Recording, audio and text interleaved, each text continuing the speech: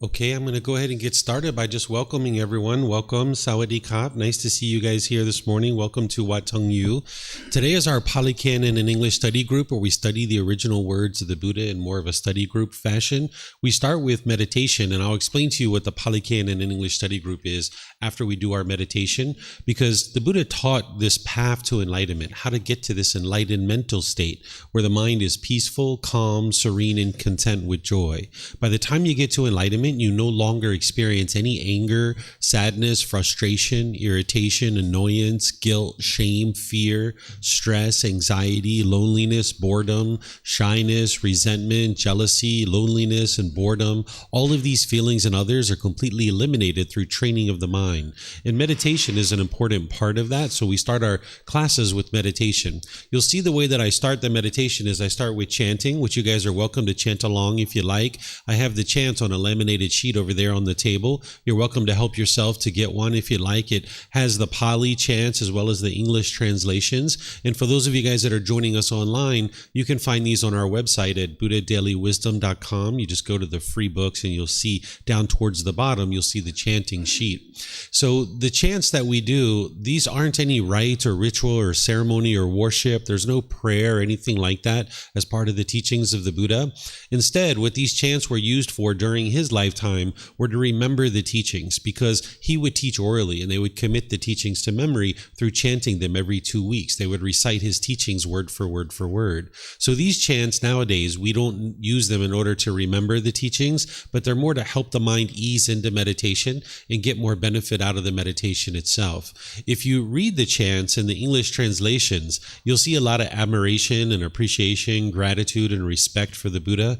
And because of that, I don't think the Buddha actually created these chants himself. They were probably created by his students either during his life or after his death, because a Buddha doesn't walk around, giving chants to students and saying, here, chant this to me to make me, be so admirable and so respectful, or you're respecting me so much. But if you learned from a teacher who helped you move from the anger and sadness and frustration and all those other discontent feelings to this peace and joy that is a permanent mental state, you'd have a lot of appreciation and respect for that person too. Because the Buddha didn't want anything from his students. He didn't expect anything from his students. He just shared the teachings that it took to be able to move to this enlightened mental state. And he did it out of the kindness of his heart, based in loving kindness and compassion. So these chants, they're not a rite, a ritual, or ceremony, or worship. It's not prayer or anything like that. We're just easing the mind into meditation and actually getting more benefit out of the meditation itself. So you guys are welcome to get one of those at any point and even chant along if you like. Then after the chants, you're going to hear me giving you some guidance while we're actually in the meditation. You'll hear me talking a little bit while we're actually meditating together. Those of us here at the temple and everyone online will just all be meditating at the same time. And as we're meditating, you'll hear me providing you the guidance. But then there's going to be a period of time where it's just quiet and we'll just all be meditating together. And then after that, we'll come out of the meditation with some more chanting. That'll kind of help ease the mind out of the meditation. In terms of body positioning for your meditation, there's 4 positions to meditate in. There's seated, lying, standing, and walking. These are all the 4 types that the Buddha taught, because your body can't permanently be in the same position all the time. You're going to need different positions at different times. But oftentimes people are learning in the seated position. So I'll give you guys some guidance on the seated position. People will usually sit on the floor, in a chair. If you're at home, you might be on a sofa or a bench or a wheelchair or something like this. However you're sitting and however you'd like to sit is up to you. You can sit however you like, because there isn't just one permanent way to actually sit. But in terms of giving you a little bit of light guidance just to help you out, is you might just like to have your legs lightly crossed if you're on the floor. If they're real tight, this will tend to impede circulation and it might cause pain in the lower body. So you'd like your lower legs to just be lightly crossed. The Buddha put his right hand over his left with his thumbs together, and he put this into his lap. So if this is comfortable for you, you could use this. But again, it's not about everyone doing it exactly the same way.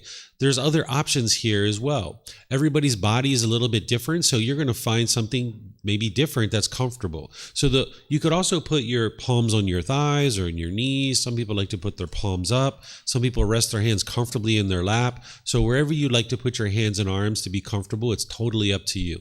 And for those of you guys that are in a chair or on a sofa or in a wheelchair, sometimes people like to put their feet flat on the floor or lightly cross at the ankles and with the hands and arms wherever you're comfortable. But you can see me, I'm in this chair. I'm actually sitting with my legs crossed. So there's other options as well. It's not about everybody doing it exactly the same way. It's helpful if the upper body is erect because this keeps the mind attentive and alert during the meditation, because this isn't a time to just zone out and take a nap. You're actively training the mind to eliminate certain unwholesome qualities and cultivate certain wholesome qualities in the mind. So having the mind attentive and alert while you're meditating is very helpful. So keeping the upper body erect helps you to keep the mind attentive and alert. Also, with the sternum up and the shoulders back, it helps you to breathe in through the nose and out through the nose more easily. So this will help you as you're meditating. So again, I'm going to ease into meditation with some chanting, which you guys are welcome to join along in if you'd like. And then afterwards, I'll come back in with some guidance on the meditation.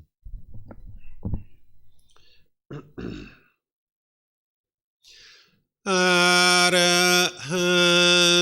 Samma Sambuddho Bhagava Bhutang Bhagavanang Apivateyami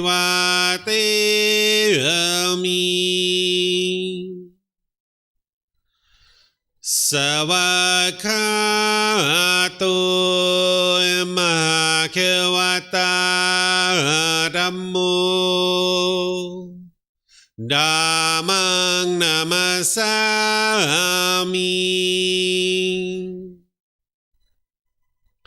Supatipano Bhagavato Savaka Sangho Sanghang Namami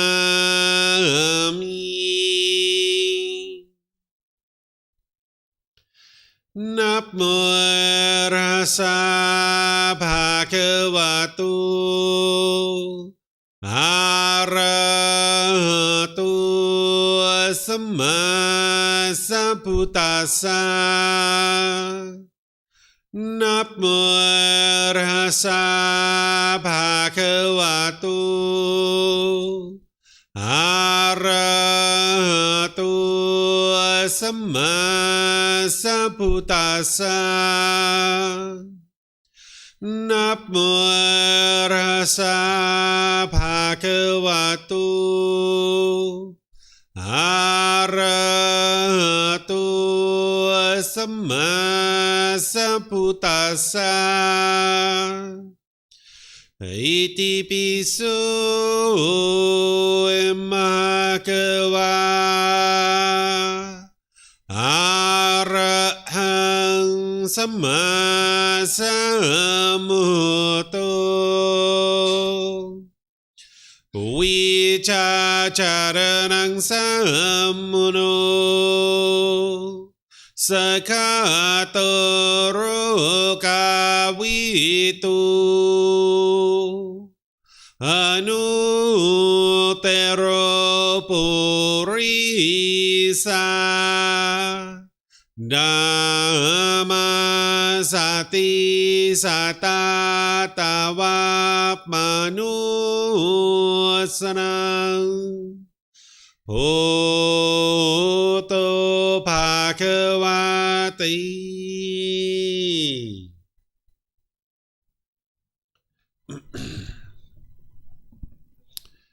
Okay, with the lower body and hands and arms comfortable, and the upper body erect, just close the eyes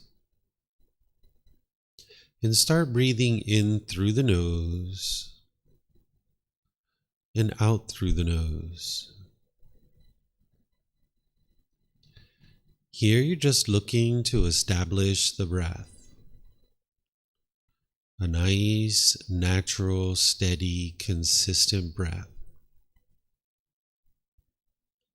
not forced or controlled, just a gradual inhale through the nose, experiencing the full breath.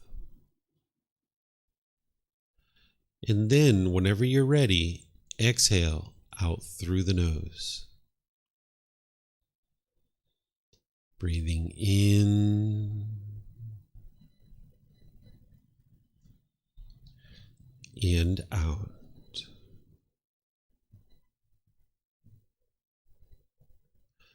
Breathing in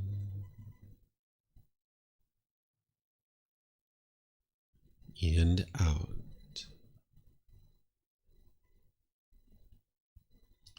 Your breath may not match up with the guidance that I'm providing, and that's okay. This is your practice. I'm just here for guidance. You can use this voice as a reminder that whenever you get to the next inhale, breathe in gradually through the nose, developing a nice, natural, steady, consistent breath. And then, whenever you're ready, exhale out through the nose, experiencing the full breath. Breathing in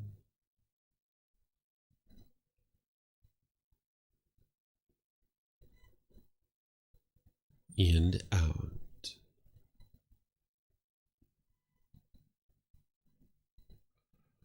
Breathing in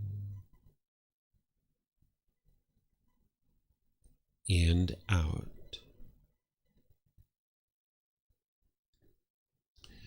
With the breath well established, start fixating the mind on the breath, either the sound of the breath coming into the nose or the sensation of air moving over the skin into the nose. The breath is the present moment. Fixate the mind on the breath, the present moment. Breathing in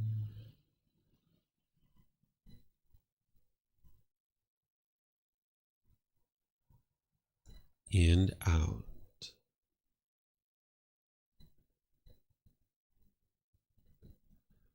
Breathing in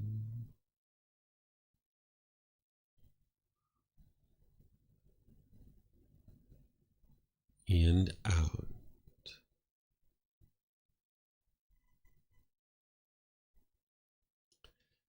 With the mind fixated on the breath, whenever you notice that the mind moves off the breath, cut that off, let it go, and come back to the breath, the present moment. No need to observe the thought, label it, judge it, analyze it, or even try to figure out where it's coming from. Whenever you notice that the mind is moved off the breath, cut that off, let it go, and come back to the breath, the present moment. Breathing in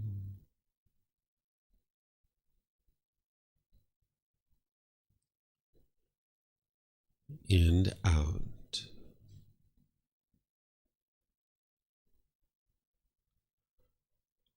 Breathing in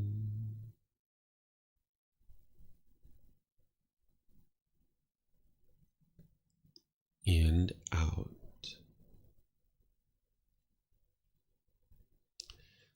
I'm going to be quiet now and let you do this work of focusing on the breath, cutting off and letting go anytime the mind moves off the breath. You have nowhere to go. There's nothing to do. No one needs you right now. This is your time to focus on the breath. Breathing in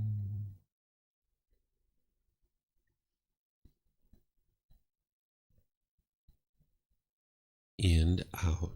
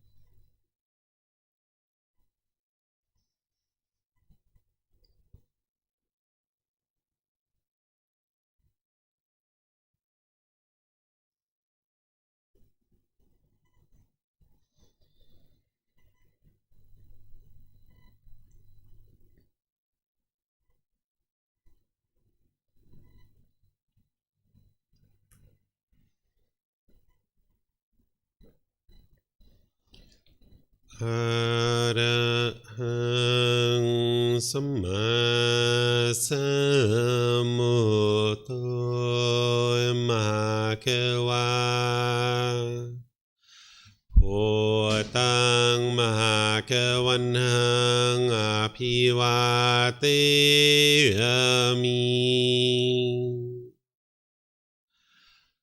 สวากขาโตมหาเขวตาธัมโมธัมมังนามัสสามิสุปฏิปันโนมหาเขวโตสาวกสังโฆสังฆังนามามินะโมตัสสะภะคะวะโตอะระหะโตสัมมาสัมพุทธัสสะนะโมตัสสะภะคะวะโต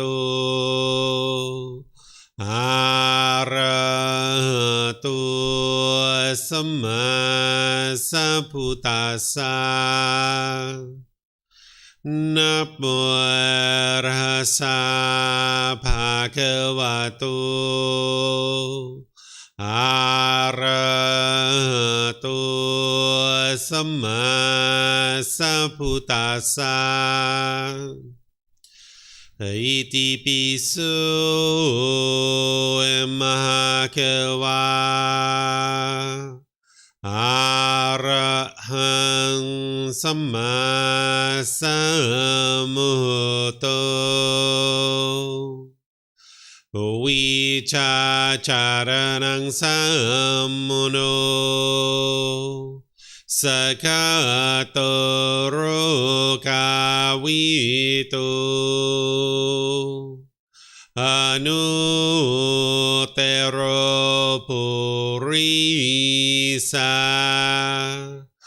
ธัมมาสติสัตตาตาวามนุสนังพุทโธภะคะวะติ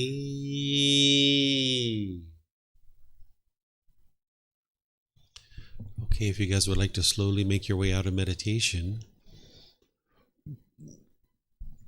Once again, welcome to everyone here at the temple. Welcome to everyone who's joining us online. Welcome to everyone. Nice to see you here today. For those of you guys that this is your first time here, just to let you know, there's a bathroom in the very back of the room, the last door on the right. You're welcome to use that at any time. Feel free to help yourself. There's a bathroom outside the classroom as well. There's the main temple bathroom that if you go out into the parking lot, you'll see signs that will guide you to the actual main bathrooms for the entire temple. And then if you would like some refreshments, our students provide some water and different things over here. Sometimes there's snacks or juice and things like that. So feel free to help yourself to any of that stuff that's over there. So as I mentioned at the beginning, today is what's called the Pali Canon and English Study Group, where we study the original words of the Buddha.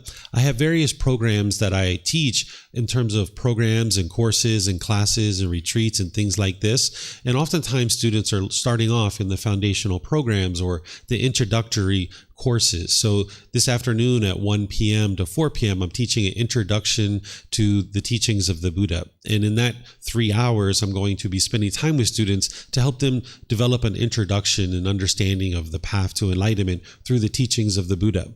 And then there's what's called the Foundation and the Path to Enlightenment course, which starts this Monday, where it's a 5-day course from 9 to 3, where you can learn the foundational teachings that the Buddha taught that are going to help you to get onto the path to enlightenment. And then I have other various courses and retreats like harmony in relationships, experiencing the jhanas and the 4 stages of enlightenment. I have various retreats, and all this is available to you at no cost. There's even a particular program on Sundays and Wednesdays where I slowly guide you through over a 7-month period, just about an hour and a half, 2 hours each day, to gradually build up your foundation. And we're structuring all of this around the words of the Buddha. This book series that I share, that's 13 books, that group learning program goes through the first book, which is called Developing a Life Practice, The Path That Leads to Enlightenment. This is part of the Words of the Buddha book series. It's called The Words of the Buddha, The Path to Enlightenment, Revealing the Hidden, because these teachings of the Buddha, they're assembled in 45 large volumes of books. This is what we have from his lifetime. It's called the Pali Canon. In these 45 volumes of books, there's no organization to them necessarily. It's just these big, large volumes of books that are about this thick. And what this book series does is it extracts these into manageable, digestible content that you can actually learn and grow and develop and understand. And it's all available to you at no cost. This first book of the book series I use for the group learning program that each Sunday I go chapter by chapter, and I guide students through helping you guys to understand the foundational teachings that it takes to be able to get to enlightenment. So tomorrow is the group learning program on Sunday at 9 a.m. and 9 p.m. And I'm going to be teaching Dissolving the Ego. The Ego Serves No Purpose. This is chapter 16 of our book. And even though we're kind of midway through or a little bit further than that, students can join at any time during that group learning program. And it'll be able to help you to be able to gradually build up this life practice to move the mind to this enlightened mental state. And then, like I mentioned, there's various courses and programs depending on how you would like to learn and how you would like to understand the teachings, because everybody has different schedules and different ways that they would like to digest content, and everything's recorded. So even if you'd like to just do this at your own self-pace, you can. Because what the teachings of the Buddha are for is it's to be able to help you train your mind to experience enlightenment, where the mind is peaceful, calm, serene, and content with joy. By the time you get to enlightenment, you no longer experience any anger, sadness, frustration, irritation, annoyance, guilt, shame, fear, stress, anxiety, loneliness, boredom, shyness, resentment, jealousy. All of these feelings and others are completely eliminated from the enlightened mind. You'll notice that there's focus, concentration, clarity, and deep memory. Your personal and professional relationships will blossom because you're no longer being bitter and harsh and hostile in those relationships. You'll notice that you're not even in a bad mood anymore because the causes and conditions that are producing these things to occur have been uprooted and eliminated from the mind. And you do that through meditation. Yes, that's an important technique to help you, and that's why we start our classes with meditation. But you would need more than just meditation to be able to move your mind to enlightenment. You need to be able to understand the teachings of the Buddha. So the teachings of the Buddha are to be learned and investigated and examined. You then reflect on those to independently verify them, and then you practice them, integrating them into your life and training your mind. Because essentially what the Buddha did is he discovered these 10 individual pollutions in your mind that need to be uprooted and eliminated in order to experience this enlightened mental state. So in today's class, what we do is we study all the other volumes that in the group learning program on Sunday and Wednesdays, I go chapter by chapter in the first book to help you develop a foundation. But in this program, over the course of a year and a half, we go through volumes 2 through 13. And it's more of an independent study group where students are maybe reading the chapters before class or after class, and then they come together either here at the temple or online at 9 a.m. Thai time Saturday morning or 9 p.m. in the evening. I teach from home, and I live stream all of this, so people are joining us from all over the world to be able to study the teachings of the Buddha. That this is more like a PhD program in Buddhist studies, where a bachelor's or master's degree, you might be studying with a teacher, and a teacher's guiding you very closely. But by the time you get to a PhD program, you're kind of on your own studying and learning, and you're coming to the teacher more for guidance and advisement. And that's what today's class is all about. And the way that we do this is I have the chapters from our text here on the screen. And for those of you guys at home online, you guys can see this as well. What I do is I invite somebody here at the temple to be able to read this particular chapter. And when I say chapter, it's actually fairly short. You can see this one is not even a page long. And these are the original words of the Buddha. And for those of you guys on Zoom, you guys can volunteer to read this as well. That if somebody would read this, then what I'll do is I'll share about 5 minutes worth of teachings on that particular chapter, and then I'll open up to any and all questions that you guys have. Because students who are typically in this program, having already had a foundation in the teachings, will be moving into this program to more fill out the framework. So if in a foundational program you've developed a framework of the teachings of the Buddha, this program over the course of a year and a half helps you to fill that in. And what you have in these books is you have the words of the Buddha, which you have here. These are his original words translated into English. Then you've got a reference, which takes you back to the Pali Canon. This is the original source teachings. If you were interested in what the Buddha was saying before this or after this, or just verifying that this is indeed from the Pali Canon, you can do that with that reference. And then afterwards, you have some words from me to help you reflect on the teachings of the Buddha and integrate them into your life. The Buddha teaches very clear, very concise, and very precise, but it does help to have a experienced teacher and practitioner to guide you through your learning, because some of his teachings are connected to other teachings that you might not be aware of. So by having a teacher guide you through, you can be learning the teachings, and then you can be guided to understand the teachings more closely.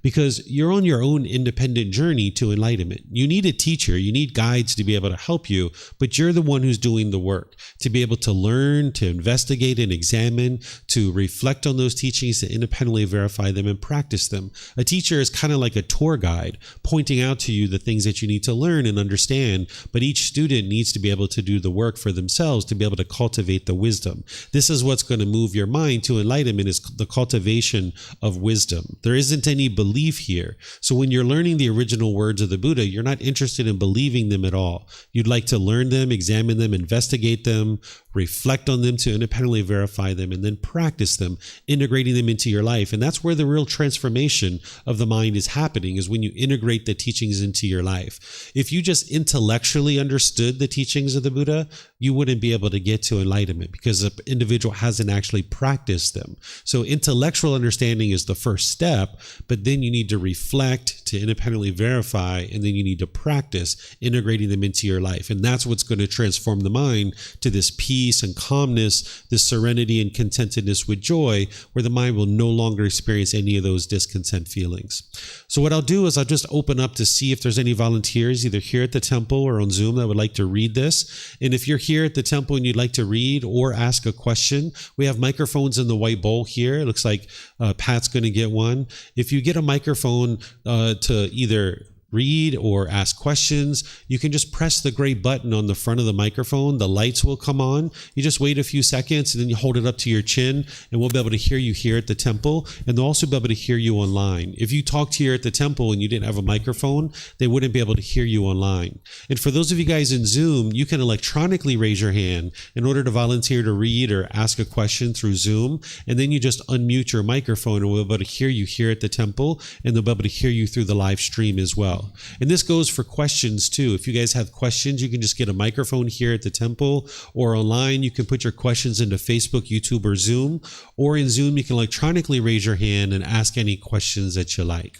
And as you get microphones here, you can just keep them with you, because someone around you might have a question, or you might have a follow-up question, and that way you'll just have a microphone available for you. So Pat, you would like to volunteer for this one? Yep. All right, thank you, sir. Seeing non-self with correct wisdom. Monks, form is impermanent. Feeling is impermanent.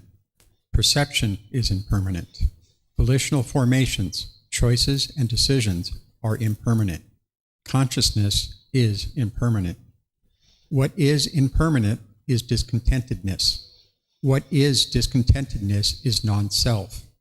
What is non-self should be seen as it really is with correct wisdom thus: this is not mine. This I am not. This is not myself. When one sees this thus as it really is with correct wisdom, one holds no more views concerning the past.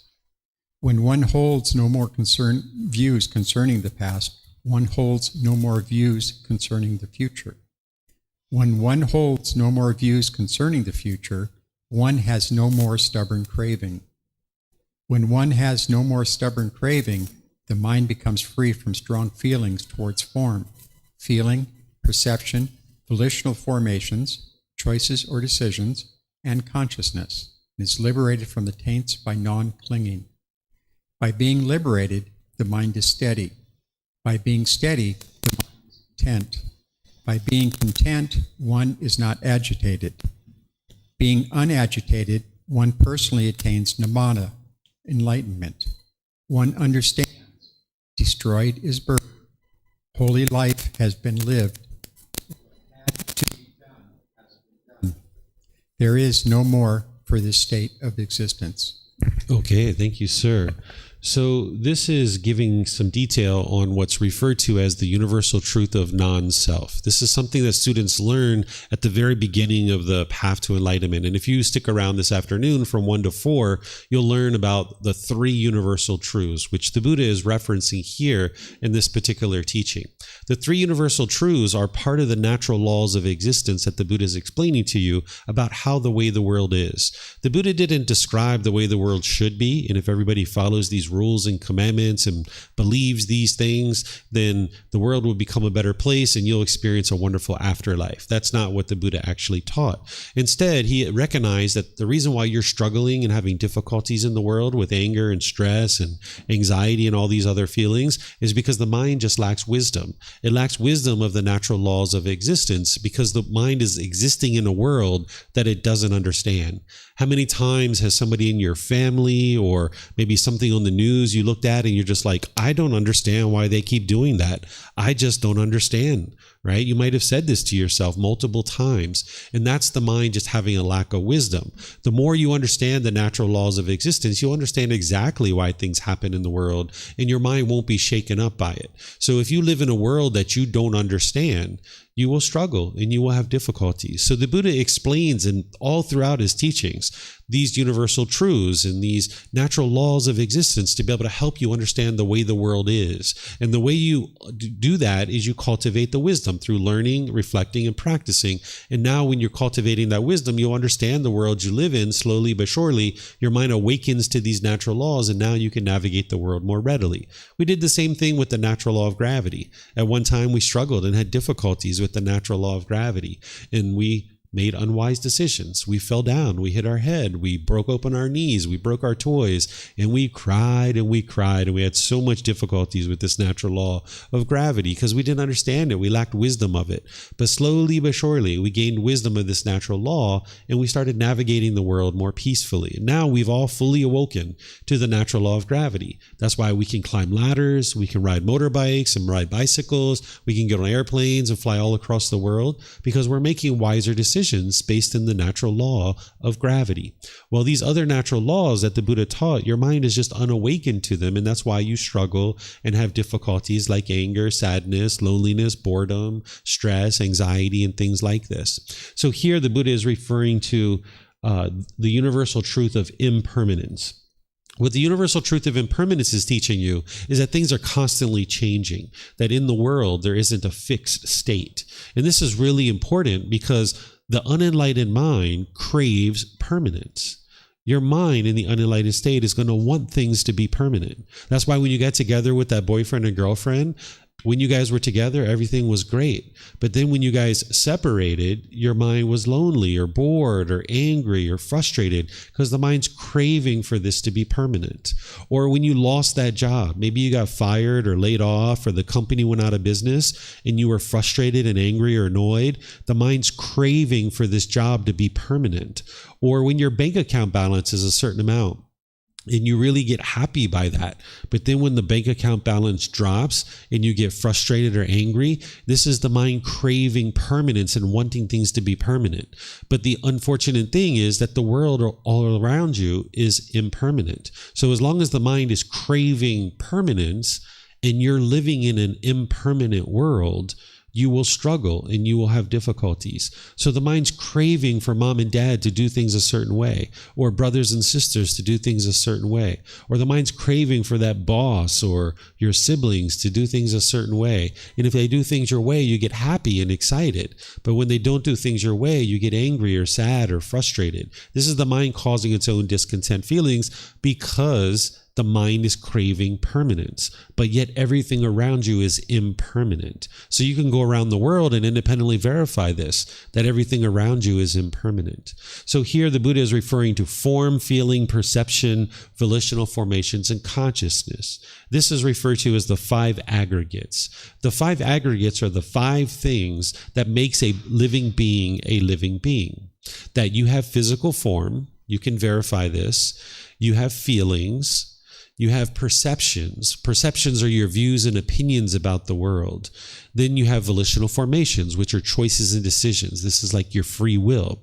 Then you have a consciousness or a mind. And every living being is going to have these 5 things. Whether it's a human being or an animal, we have all 5 of these things. And this is how you know what a living being is. And the Buddha is reminding you here that, hey, all of this stuff that you have here, this is all impermanent. It's constantly changing. The physical form is constantly changing. So if you wanted and craved permanent youthfulness, when you look in the mirror and you see that wrinkle, you'll be upset. You'll be frustrated. You'll be shaken up. Or you see those gray hairs starting to come, you might be shaken up by that. Or you see a mole or a pimple, or you get a little bit extra fat here or there, right? You'll be shaken up by that because the mind's craving permanence and craving this body to look a certain way. And the Buddha is saying, hey, this physical form is impermanent, as are your feelings. That anger, the sadness, the frustration, the happiness, the excitement, it's all impermanent. It arises, it changes, and it fades away.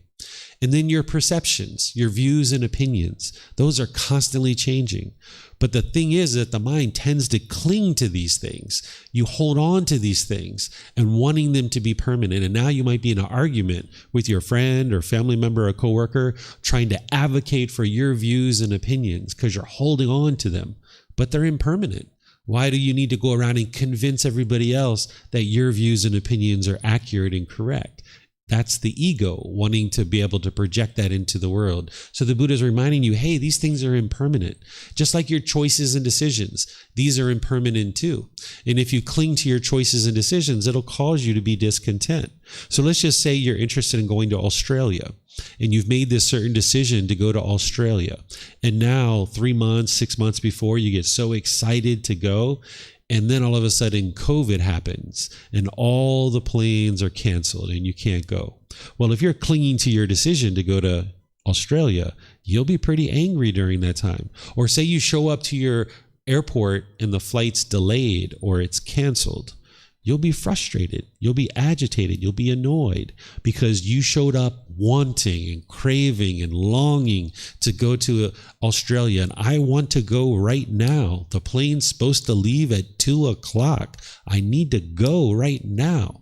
Well, if you understand the universal truth of impermanence, it's not possible for every plane to leave on time. It's only a matter of time before the crew doesn't show up, or maybe a pilot shows up drunk or something like this, or maybe there's a maintenance issue, or who knows what might happen. There could be a weather thing going on. There's going to be a situation where a plane is going to be delayed or late or canceled altogether. But if you're clinging to your choices and decisions and wanting them to be permanent, then you'll be frustrated and angry in those situations. And then there's the consciousness, which is the mind itself. There's a certain self-identity, like maybe I am American, or I am Swiss, or I am a Brit, or I am Canadian, or I am German, or I am Chinese. Any of this I am. I am maybe a police officer. I am a lawyer. There's a certain identity that the mind tends to cling to based on your culture, your ethnicity, maybe your sexual orientation, maybe your nationality or your job or occupation. And if you cling to this identity, when someone says something agreeable, like all Americans are lovely and kind and friendly, I've never heard this, but this is something that someone could say, right? Maybe they might say that, right? Well, if you hear that, then you might get so excited because I am American, right? But then it's only a matter of time before somebody says something degrading and disparaging and diminishing about your nationality. Maybe you're at a restaurant and 2 tables over, somebody says this. And if you identify with I am American, or I am Chinese, or I am a Brit, or I am an Aussie, right? Or any of this I am, now you're going to be frustrated and agitated. So the Buddha is describing to you and helping you remember, hey, this mind, this consciousness, it's impermanent. It's going to be constantly changing. And then he says, okay, whatever is impermanent, as long as your mind's craving permanence, he's not saying that part here, but he says it in other teachings. As long as your mind's craving permanence, whatever is impermanent, you're going to experience discontentedness. So if you're craving for grandma and grandpa to be permanent, when they die, you'll be sad. You'll be frustrated. Or if you're craving for that car to look permanently beautiful, when it gets a scratch on it, you're going to be discontent. You're going to be frustrated. Or you're craving for that job or that friend to be permanent in your life. When you experience impermanence, you're going to experience discontentedness. So the Buddha is explaining, whatever is impermanent, as long as your mind's craving permanence, you're going to experience discontentedness. What is discontentedness is non-self. So what the Buddha means by non-self is he's saying all these 5 aggregates, this physical form, these feelings, these perceptions that you have, these choices and decisions, and this consciousness, this isn't you. This isn't who you are. But the problem is in the unenlightened mind, with its confusion and lack of wisdom, it will think that this body is you. It will think that this mind is you. You might say, I am angry, like the feelings, right? Like clinging to that. I am frustrated, right? Or I am this, like a certain perception or view or opinion that you have, or a certain choice or decision. Well, the Buddha is explaining to you that, hey, if you're experiencing discontentedness about these things, that's not who you are. Because you'll cling to this body, for example, thinking that this is who you are. And now when you go out into the world and you spill some spaghetti sauce on your shirt, in a social situation, you'll be embarrassed because you're not being perceived in the world in a certain way. Your mind's clinging to this body, wanting to be perceived by others in a certain way, craving for this body to look a certain way and thinking that this is who you are. So the Buddha is saying, this isn't you. These 5 aggregates that you have, this isn't you. It's not who you are. But the challenge is that the unenlightened mind has this confusion and this lack of wisdom, thinking that these 5 aggregates are you. So the mind keeps clinging to it, holding on to it, and keep experiencing discontentedness because of that over and over and over again. What is non-self should be seen as it really is with correct wisdom. Thus, this is not mine. This I am not. This is not myself. So what he's saying is these 5 aggregates, it's not you. It's not who you are. This isn't the self, right? And then he goes on and he says, one who sees this thus as it really is with correct wisdom holds no more views concerning the past, right? Sometimes you think about the things in your past and now you form feelings in the present moment based on things that happened in the past. So that means some traumatic thing that's happened to you in the past, you keep reliving that over and over and over again. And now in the present moment, you can't be peaceful and you can't be joyful because you're forming feelings based on things that happened in the past because the mind's clinging to that. And then he talks about the future. He says, okay, if you have no more views about the past, then you don't have any about the future, because the same thing can happen. Say you're in your office 3 or 6 months before coming to Thailand, and you're just so excited at work to go to Thailand. You just can't wait to go to Thailand. Oh my goodness, it's going to be great to get out of here and go to Thailand, right? So now, thinking about the future, you're forming feelings on the present moment based on things that are happening in the future. And it could be pleasant feelings or they could be painful feelings about the future. Maybe you're worried about something that happened in the past. Maybe you're worried that that's going to happen again in the future because your mind's clinging to this particular experience that you had in the past. And now you're worried that that's going to happen in the future because the mind's not in the present moment. So when one holds no more views about the future, so now the mind doesn't hold on to views from the past or the future, the Buddha is saying one has no more stubborn craving, meaning that one is not holding on and clinging to things in the present moment, forming feelings in the present moment based on things in the past or based on things in the future. Your mind can just be content and peaceful in the present moment. So that's what the Buddha is describing here with the rest of this discourse, is that one who eliminates craving, desire, attachment their mind is liberated. Their mind has attained enlightenment. Their mind is steady and stable. It's unagitated. The mind is uplifted. It's peaceful. It's joyful. And he's going through all the details of explaining that. And he talks here that the mind is liberated from the taints. What he's talking about with liberation from the taints by non-clinging, those taints are those 10 pollutions. We refer to them as the 10 fetters. There's these 10 individual pollutions that the Buddha discovered. They're referred to as fetters because during the lifetime of the Buddha, they would attach a fetter to your ankle, which was like a shackle and a chain and a ball. And this is how they kept people trapped as a prisoner. It was just an open field, and they would keep people trapped who were criminals. Nowadays, we put those people in jail cells, right? But during the lifetime of the Buddha in ancient times, they would just attach a fetter to your ankle with a shackle, a chain, and a ball. So the Buddha refers to these 10 pollutions in the mind as fetters because it's keeping you trapped in this anger, in this sadness, in this frustration. But you can get liberated from that. What liberation means is freedom. You can get freedom from that.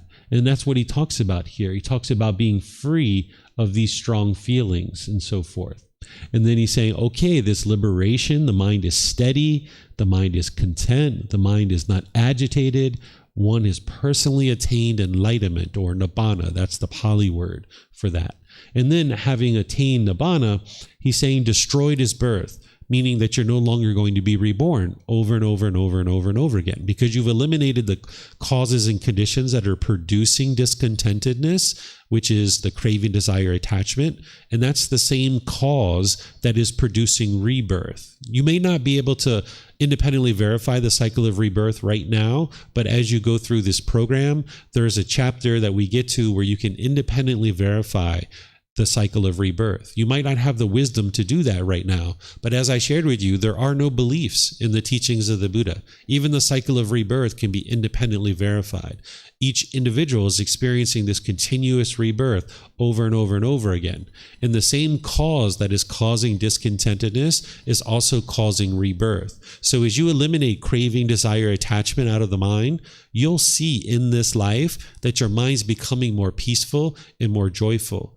And as that's occurring, you'll know that ultimately it'll be 1 year, 2 years, 3 years, you haven't experienced any anger, there's no sadness, there's no frustration, you're not arguing with people, you're not hostile and bitter, and you'll know that your mind has attained enlightenment.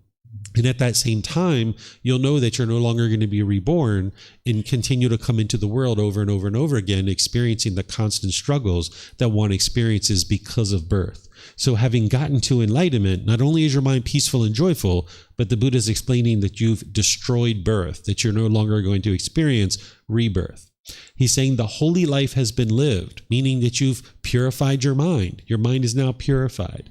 What had to be done has been done. You've done the training that you need to do. You can escape this whole cycle. And there's no more for this state of existence.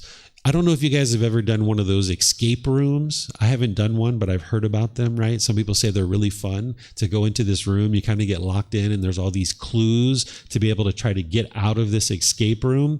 Well, essentially, that's what you're experiencing. You're in this big escape room.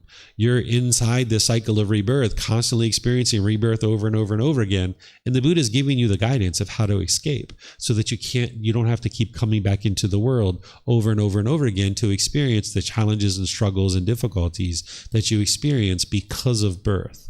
And you can see that your mind is doing that as you're getting closer and closer to enlightenment. Your mind's becoming more peaceful, more joyful. Your relationships are really improving. You're experiencing focus and concentration and clarity and deep memory. Okay, so this is this first chapter here where in volume 2, chapter 21, it's titled Seeing Non-Self with Correct Wisdom. Do you guys have any questions on this chapter, either here at the temple or online? You have a question, Paul? Okay, I see one online here too in Zoom.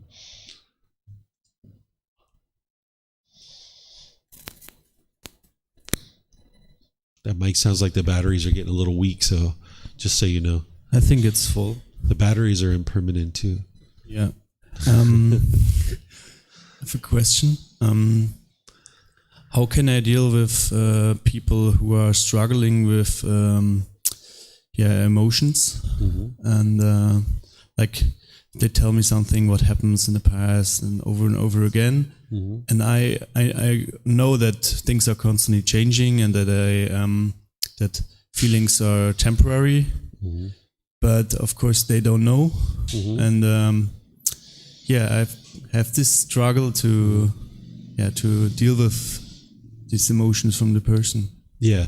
So when there's people in your life that are struggling with strong feelings, at this point, you don't have the wisdom to be able to help them because you haven't eliminated them yourself yet. So you don't know how to help this person. So the best thing that you can do is just listen and then help them get to someone that can help them. So you might ask them questions like, have you thought about reaching out to someone that can help you? Or do you have somebody that can help you with that situation? And if they say no, you can say, well, would you like help to find somebody? And then you know somebody that can help them.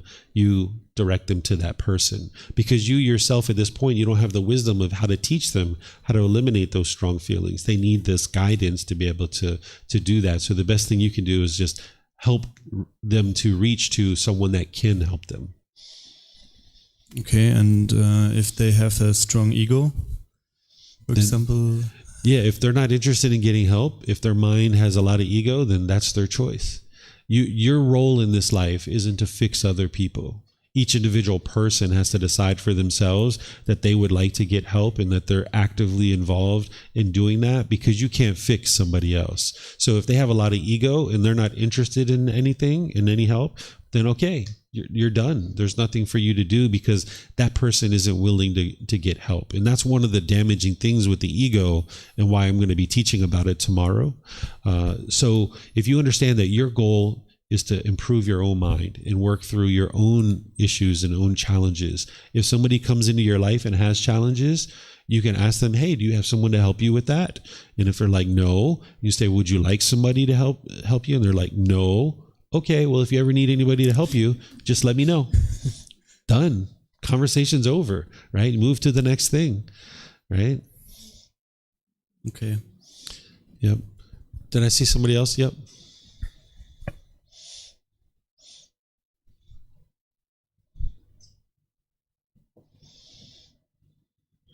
Hey, Paul, would you mind getting me some water? Thank you so much. This might sound, pardon me, this might sound a provocative question, but you've touched a very important point for me. If our life, what is the point of our life if it's not to help others? Mm-hmm. There's no harm in helping others, and where we can help others, we should. Right? That's our loving kindness and our compassion, also our generosity coming through. Thank you, Paul, to be able to do that. But it's important to realize that you can't help anybody until you cultivate wisdom yourself. If you don't know how to eliminate anger and sadness and frustration, you surely can't help somebody else to be able to do that as well. So sometimes with ego in the mind thinks that it wants to go out and fix everybody else. But this isn't going to lead to your peacefulness, because you need to be able to train your own mind and cultivate that wisdom yourself. So there's no harm in helping people, but it's important to understand that's not your first priority in life. Your first priority is to change your own mind and transform your own mind, because if your mind has hatefulness, anger and frustration and agitation and annoyance, you're not helping anybody in that situation. You got to first transform your own mind, and then where possible, you could help other people. And that's where we practice our loving kindness, our compassion, and our generosity. But there's a priority here that you need to be able to focus on your own mind. So the question oftentimes comes up, well, what's our purpose in life, right? This is kind of a common question. Well, this comes up, in my opinion, from the human ego, that when we were living in ancient times, prehistoric times, when we were like cave people, those people most likely were just interested in survival. They were just interested in, if I rub these two sticks together, what happens, right? And wow, I feel kind of cold, and I have all this skin, and I should probably figure out some kind of clothing to put on to keep me warm. And I wonder if I can eat this berry, this thing here. I wonder if I can eat that, right? So we're just trying to figure out basic human survival. We couldn't even talk at that time. We just had grunts and moans and things like this that we were able to do. But slowly but surely, we kind of figured out this world as a humanity. humanity, we figured out how to live in this world, and we systematized our food systems, our clothing system, our education system. We have governmental systems. Whether you agree with those things or not is another discussion, right? But we have all these systems that we've created to try to make our time on earth a bit easier for us. And we've done that so well that we have all this time in our life now, that at one time we were just concerned with our basic human survival, that how do we just survive on this planet? And we figured that out. And now we've done that so well, and we've systematized things so much that we've got all this extra time, so much time that a lot of us might spend time on Facebook or Instagram or YouTube, or just spending time doing this erroneous stuff that is really, truly unbeneficial in some ways, right? Well, we kind of look around the world and we're this dominant creature on the planet that at one time we weren't. At one time we weren't the dominant creature, but now we are. And we look around as the dominant creature on this planet with all this extra time, and we're like, what's the purpose? Why are we here? Well, if you ask me, there is no purpose, unless you would like to use enlightenment as your purpose. That's the real purpose, is to escape this whole thing. Because when you keep coming back, you're coming back to nothing over and over and over again. I know this sounds like somewhat of a pessimistic view, because the world can be quite fun and quite enjoyable, especially when you get to enlightenment. The mind is experiencing nothing but peace and joy and enjoyment and these kinds of things. But in the unenlightened state, life is pretty miserable. For some people, right? It can be quite miserable. And keep coming back to that over and over and over again is kind of daunting and difficult. And we oftentimes have this question, well, like, what's the purpose of it all? Well, there is no purpose. The purpose is to get out of here and train your mind, get to the peace and joy, enjoy the rest of your life, help people along the way if people are interested in that help. But you got to help yourself first, because if you don't know how to get to the peace and joy, you would never be able to help anybody else do that. Okay, so we have a question here in Zoom. I got to take this mic off because I can't read it. It's a little bit small. And my eyes are kind of old. Let's see. This is from Chris. Teacher David, what does it mean to hold no more views concerning the past? Does this mean not judging whether the past is good or bad, happy or sad? Thank you. Yes, that is part of it, Chris. And the other part is just not clinging to the past, to be able to form opinions and views, but also forming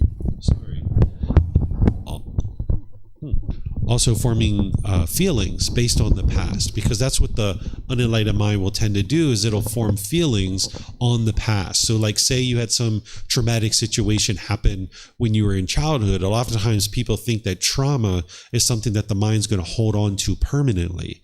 But that's not permanent. What trauma is essentially experience that you've had in the past that the mind is now holding on to. And you keep reliving that over and over and over again. So what the Buddha is teaching you is you can let go of this. You can eliminate this clinging to this past experience, so you don't have to keep reliving those hurtful feelings over and over and over again. So when you train your mind to let go, you can let go of those things. You have no more views concerning the past. And now in the present moment, you can experience peace and contentedness. And yeah, it's good to not judge things at all about being good or bad, because as soon as you judge something, now your mind is having to measure and compare that. And this is where the ego comes in. Okay. So let me see if we have any questions on Facebook or YouTube.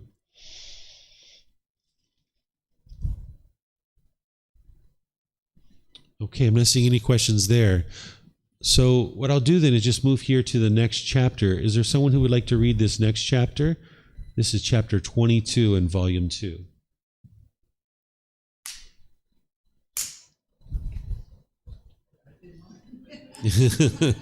Pat gets his out of the way early. Looks like Roxanne's going to read.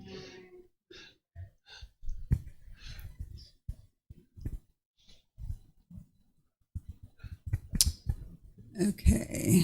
One who is engaged is unliberated. One who is disengaged is liberated. Monks, one who is engaged is unliberated. One who is disengaged is liberated. Consciousness monks, while standing, might stand engaged with form, based upon form.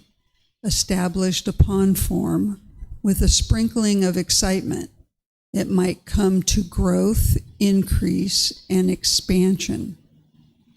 Or consciousness, while standing, might stand engaged with feeling, based upon feeling, established upon feeling, with a sprinkling of excitement, it might come to growth, increase, and expansion. Or consciousness, while standing, might stand engaged with perception, based upon perception, established upon perception, with a sprinkling of excitement, it might come to growth, increase, and expansion. Or consciousness, while standing, might stand engaged with volatile formations, choices and decisions, based upon volatile formations, established upon volatile formations, with a sprinkling of excitement, it might come to growth, increase, and expansion. Monks, though someone might say, separated from form, separated from feeling, separated from perception, separated from volitional formations, I will make known the coming and going of consciousness, its passing away and rebirth, its growth, increase, and expansion is impossible. Monks, if a monk has abandoned desire for the form aggregate with the abandoning of craving, the basis is cut off. There is no support for the establishment of consciousness. If he has abandoned desire for the feeling aggregate, for the perception aggregate, for the volitional formations, choices, decisions aggregate, for the consciousness aggregate, with the abandoning of craving, the basis is cut off. There is no support for the establishment of consciousness. When that consciousness is unestablished, not coming to growth, not generative, the mind is liberated. By being liberated, the mind is steady. By being steady, the mind is content. By being content, one is not agitated. Being unagitated, one personally attains nibbana, enlightenment. One understands destroyed is birth. The holy life has been lived. What had to be done has been done. There is no more for this state of existence. Okay, thank you, ma'am. So here, this word that is being used, one who is engaged is unliberated, one who is disengaged is liberated. You can think about that word engaged as clinging and craving, right? The Buddha uses clinging and craving quite a bit, but here he's using the word engaged and unengaged. So what he's saying is one who is engaged or one who is craving and clinging is unliberated, meaning their mind isn't free. They're having strong feelings. They're having anger and sadness and frustration, annoyment, things like this. One who is disengaged is liberated, meaning the mind having let go, no longer craving and clinging and holding on, the mind is now liberated or free. So the Buddha is saying now that one is engaged with form, feeling, perception, volitional formations, and consciousness. This is the five aggregates. So the Buddha is saying one who clings to these five aggregates, your mind is unliberated. You're not going to experience the freedom of strong feelings. Because as long as you're clinging to the physical form of the body or engaged with the physical form of the body, as long as you're clinging to the feelings, to the perceptions, those views and opinions, the choices and decisions, which are volitional formations, and then the mind itself, which is the consciousness, now the mind is not liberated, as I was giving examples of earlier. Right? So now the Buddha says, okay, one who might say separated from these things, then they will make known its passing away, its rebirth, growth, and expansion. The Buddha is saying that's impossible because you're just separated from these things. You haven't eliminated the craving and the clinging. So this is why, say, when you come to Thailand, you're away from your family and your mind is a little bit more peaceful, perhaps because you're away from your family, you're away from all those attachments that you have back home. Your mind's a little bit more peaceful, but your mind hasn't fully eliminated its craving and clinging. That's why you still get annoyed or you still get frustrated. So that you can't just separate yourself from these things. You need to actually eliminate inside the root cause within the mind, which is the craving and the clinging. So that's why the Buddha says, if you've abandoned the desire, meaning you abandon the longing and yearning, that's what's actually going to lead to the liberation. It's not just being separated from it. It's, yes, you need to separate yourself from the object that the mind is craving for a period of time, but then you need to train your mind to actually let it go. And then should you come back in contact with that object, your mind will be liberated. So for example, say that you have a really difficult relationship with your mom or dad. You might choose to separate yourself from them for a period of time, maybe multiple months or even years. But then you train your mind to let go of your attachment, wanting them to be a certain way. And when your mind has fully released your attachment, where you're no longer getting angry and frustrated and agitated and annoyed, you can actually come back together in that relationship and you can be quite peaceful. They might not be peaceful, but you will be, because you've eliminated your craving and clinging. So it's not just being separated from an object, it's actually working on the mind to eliminate its craving. So let me give you a more simple example. Let's just say you're attached to your mobile phone. Right? Let's just say you're checking your mobile phone every so often. You keep constantly looking at it. You know, if you misplace it, you're worried about it. Your mind's all shaken up. Maybe if you leave it at home by accident, maybe there's some fear that comes up in your mind that you're outside without your phone. This is because you're attached to your phone, right?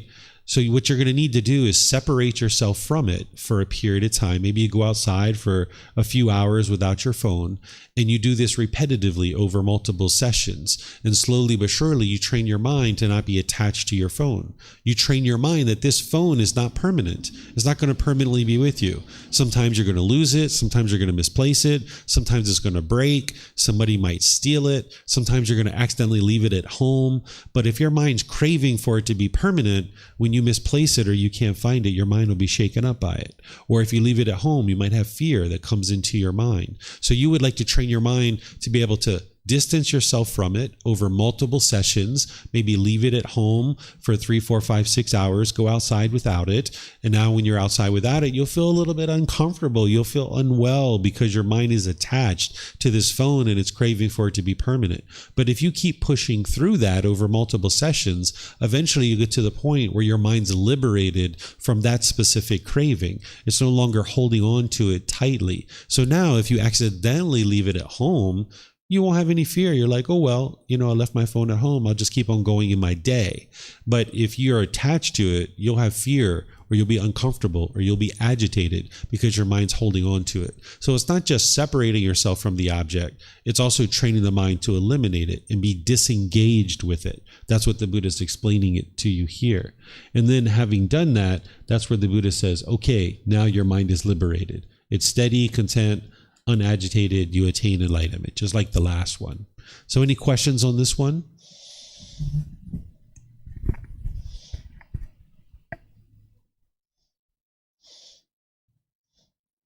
Rex has got a question. He's got to get a mic. Yep. I think it's on. So, David, is consciousness on the par with form, volition, feeling, or is it what interprets form, volition, feeling? Yeah, so there's this physical body, which is the physical form. Then there's the consciousness or the mind. These are two different things. And then within the mind, there's feelings, there's perceptions, there's volitional formations inside the mind or inside the consciousness. So you can think of these as two different things: the body, the mind, or physical form and the consciousness, and then the form, feelings, perceptions inside, the feelings, perceptions, volitional formations in the mind. And that's kind of the way that you can understand what you're really experiencing here. And this mind is now the boss. The body is the employee. The body's just following along. Whatever the mind decides, that's what the body is going to experience. So the body can't do anything by itself. It just lays there. Like that's why at death, the mind leaves and now the body just sits there and decomposes. It doesn't breathe, the heart's not beating, blood's not circulating in the body. None of these things are happening because the mind is now gone. It's like the CPU of the computer. Without the CPU of the computer, the keyboard and the mouse just doesn't work. The screen doesn't work. It needs that CPU. So the body functions in the same way, that the mind is the boss or the CPU that's driving all the other stuff. And when we talk about the mind, it's the non-tangible, non-physical thing.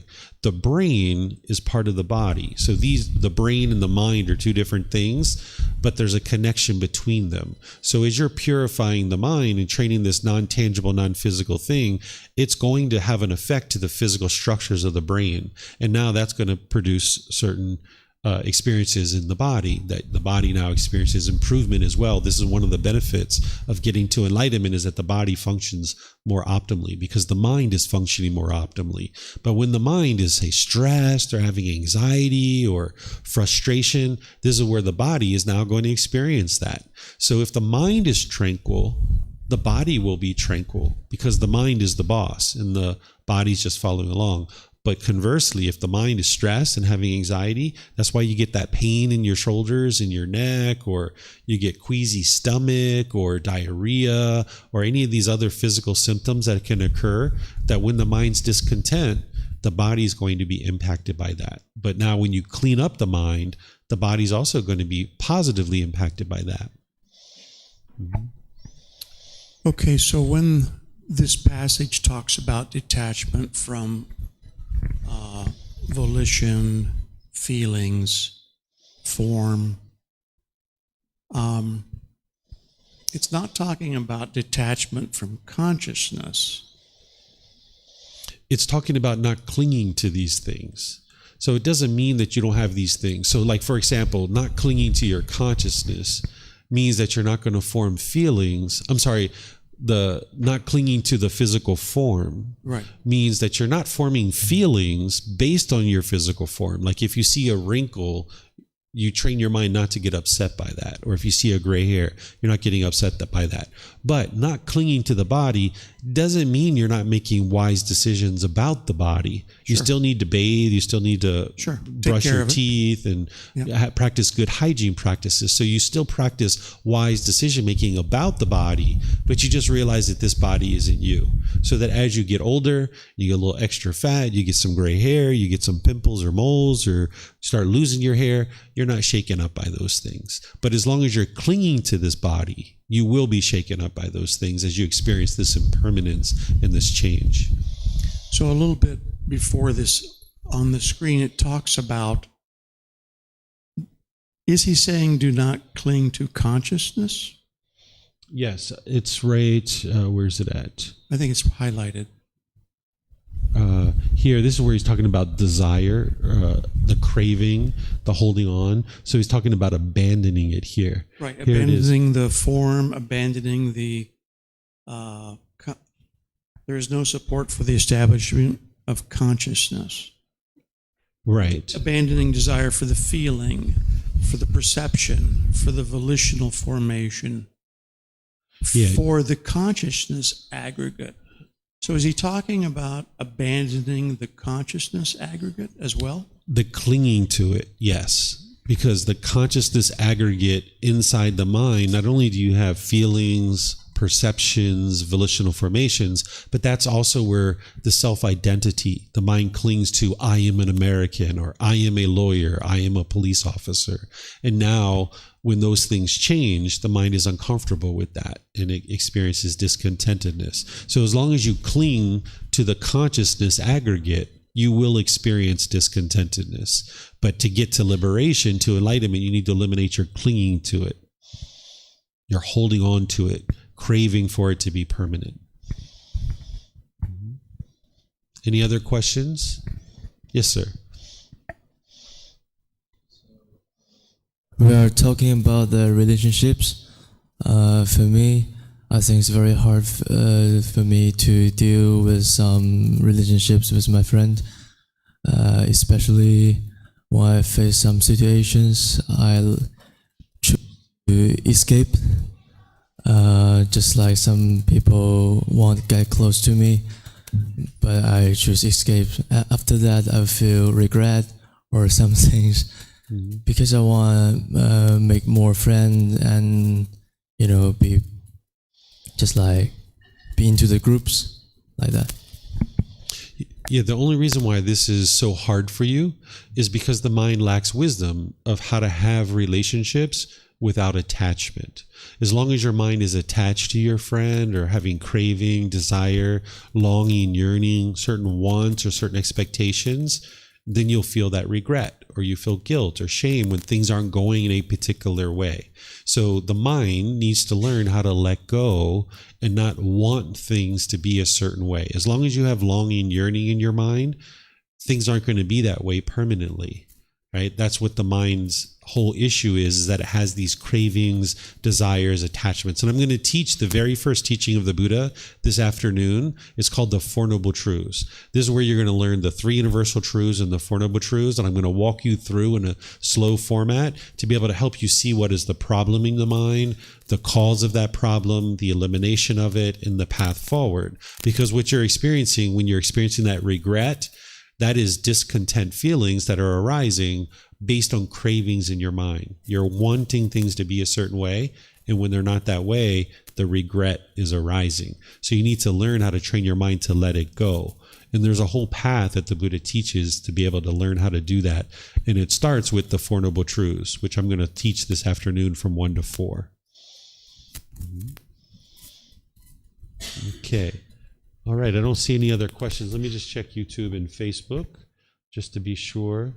Okay, I'm not seeing any other questions. So let's go to the next chapter. The next chapter is chapter 23. And we'll end with this one for today. Someone like to read this one? Those of you on Zoom, you can read as well if you like. Oh, Pat's going to read again? Okay. Right and wrong refuge. They go to many a refuge, to mountains and forests, to parks and tree shrines, people threatened with danger. That's not the secure refuge, not the supreme refuge. That's not the refuge having gone to which you gain release from all discontentedness and stress.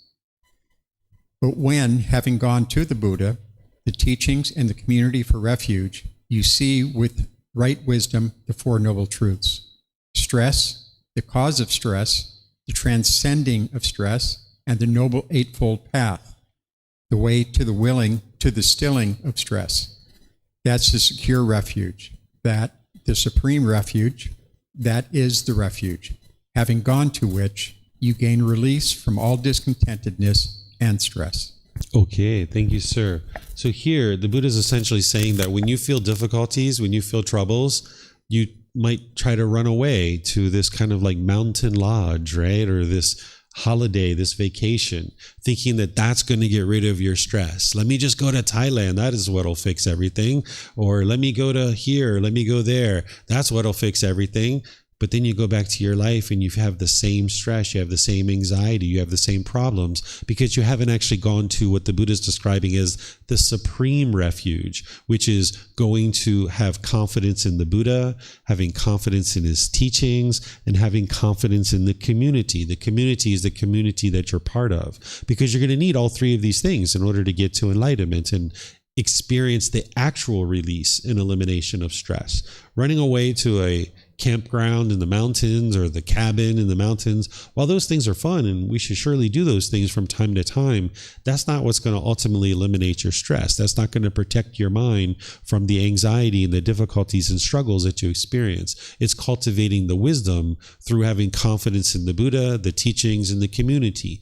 But when somebody first comes to the path, they have what's called doubt. This is one of the pollutions of the mind, that someone will have doubt. in the Buddha. They'll have doubt whether he actually existed. They'll have doubt of whether or not he was actually enlightened or whether he was a true Buddha. Or you might have doubt in his teachings. Can they truly lead to this better way of life that he taught? And you might have doubt about the community that you're part of. You might have doubt about whether these people can actually help you or whether your teacher can actually help you. You might even have doubt about your own ability to get to enlightenment. And that doubt will hinder your mind from being able to make progress. But you don't eliminate your doubt through blind belief or faith or anything like that. The way you eliminate doubt from the mind is you investigate the teachings. You examine them. Because as you dig in and you sink your teeth into the teachings of the Buddha, if you investigate them close enough and you start reflecting on them to independently verify them, and then you start practicing them, integrating them into your life, you'll see that they work. It's only a matter of time. So the Buddha never said, just believe me, just believe me, just believe me. He said the other thing. He said, come investigate my teachings. Come examine them. Come see for yourself. Because the more you investigate his teachings and you examine them, you'll see that they lead exactly where he said they do, to this peaceful, calm, serene, and content mind with joy, where the mind becomes more and more peaceful as you learn and practice them.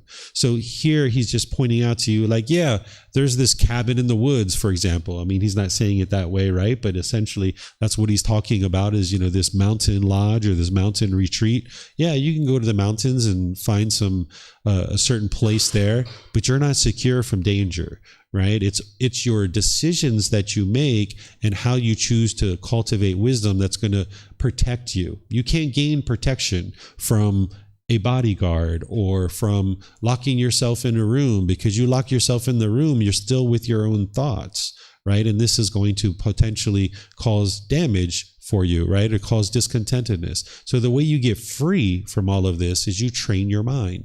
And that's where having confidence in the Buddha, the teachings, and the community comes in. So any questions on this chapter?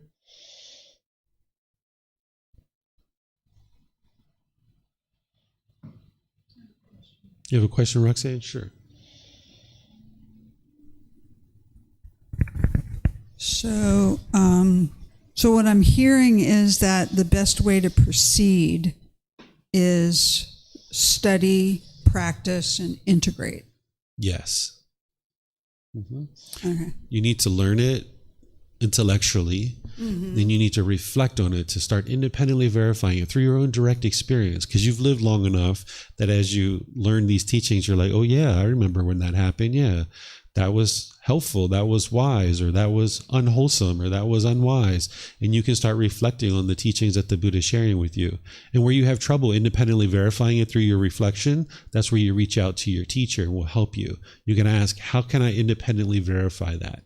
And then you start practicing it. You start integrating it into your life, and you start training your mind through the practice. And as you're doing that, you're probably going to need more intellectual learning, because as you're practicing the teachings, you're not going to be perfect right away. You can't learn these teachings and snap your fingers and instantly integrate them into your life. So it's an iterative process where you're learning, investigating, examining to intellectually understand. Then you're reflecting to independently verify, and then you're practicing. And as you're doing that, you'll meet with certain challenges, and then you need to come back for more learning. And whether it's in a classroom or whether it's personal guidance or what have you, you're gradually learning, reflecting, and practicing.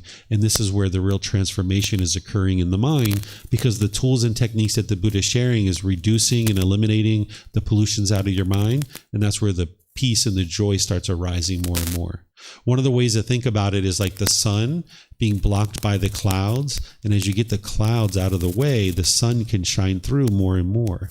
And that's what the teachings of the Buddha are doing through the practice of them. But you need the intellectual learning and the reflection to be able to get to the practice. You wouldn't be able to practice without that. Mm-hmm.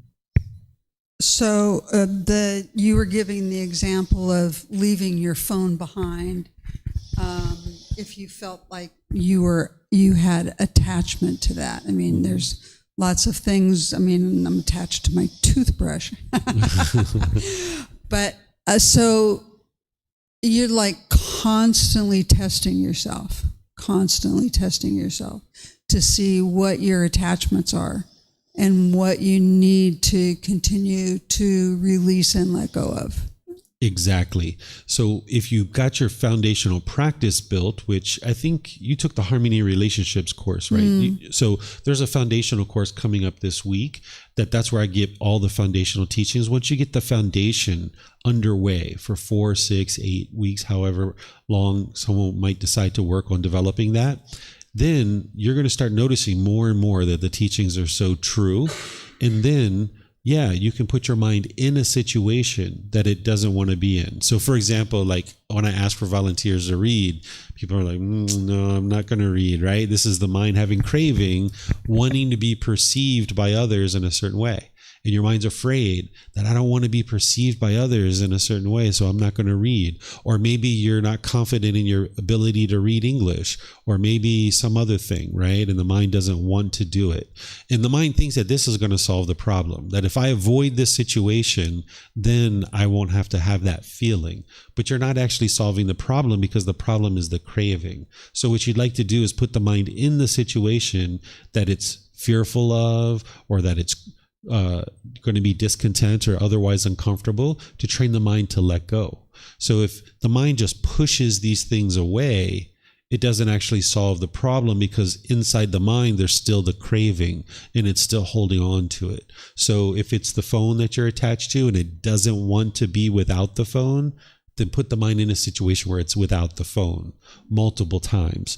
Or if you're afraid of spiders, start looking at pictures of spiders. Go to museums to see spiders. Go out into the wild and see spiders, right? Or snakes. Or if you're afraid of dogs or something like this, you're going to need to confront it, because avoiding it doesn't actually solve the problem. It just leaves the craving buried inside the mind.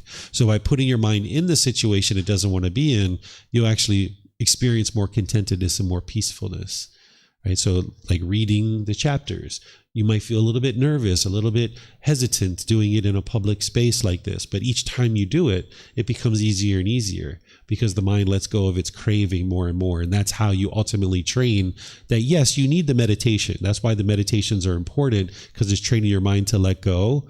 But then you need to do this other stuff too, which is some of it is putting your mind in the situation that it doesn't want to be in, to train it to let go of its cravings, desires, attachments. Okay, I'm not seeing any other questions anywhere. So what I'm going to do is just end class here by thanking all of you guys for joining for today's class, and invite you back for future classes. We have this Pali Canon and English study group each Saturday, and usually each week we study 10 chapters, but here at the temple with the meditation and the discussion, we sometimes only get to 3, 4, 5. When I teach in the evening at 9 p.m. from home, I make sure we do all 10 chapters, because I don't actually do meditation from there. So if you're interested in all 10 chapters every week, that would be the class to be able to learn that in. And then if you'd like to get started and really understand the beginning of the path, that's this afternoon from 1 to 4 p.m. Sometimes we actually finish up a little bit earlier than that. I'm going to have an introduction to the Teachings of the Buddha course, that if you'd like to study and learn the very first teaching of the Buddha, and also understand kind of from a high level of what the teachings of the Buddha are, I'm going to start that at 1 o'clock today. So you can join here at the temple, and I'm also going to be live streaming it as well. So perhaps I'll see you guys in one of these future classes, maybe even tomorrow, the group learning program to learn about dissolving the ego, or maybe online sometime if you would like to join online. So have a very lovely and wonderful rest of your day, or perhaps we'll see you next time. Sawadee khap. Sawadee khap.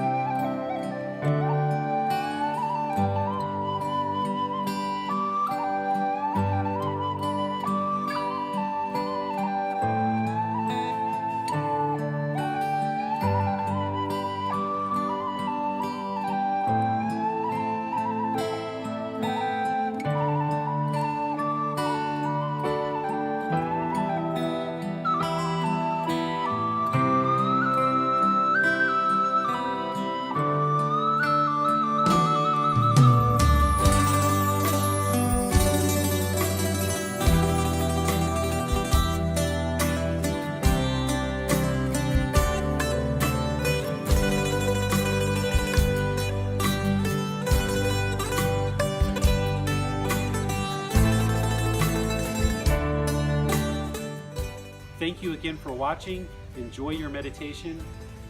Look forward to seeing you online and answering any questions that you might have. Thank you so much.